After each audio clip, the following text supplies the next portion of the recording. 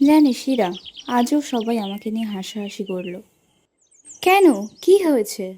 ওরা বলে আমি দেখতে খারাপ, আমার মুখে ব্রণ আছে, তাই নাকি আমি সুন্দর নই। তুই এসব কথা বিশ্বাস করিস? কি করব বল, প্রতিদিন একই কথা শুনতে শুনতে এখন নিজেকেই খারাপ লাগে। তিথি, মানুষ শুধু মুখ দেখে বিচার করে, কিন্তু মুখটাই কি সব? তাহলে সুন্দর হওয়া বলতে কি বোঝায়?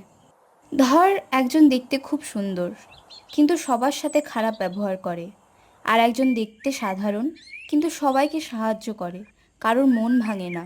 বলতো, সত্যি সুন্দর কে? যে ভালো মানুষ সেই। ঠিক তাই, সুন্দর চেহারা একদিন বদলে যাবে, কিন্তু সুন্দর মন মানুষ কোনোদিন ভুলে যায় না। আজ বুঝলাম আমি এতদিন ভুল মানুষদের কথা শুনেছিলাম। অন্যের কথায় নিজের মূল্য ঠিক করবি না, নিজের চরিত্রই তোর আসল পরিচয়।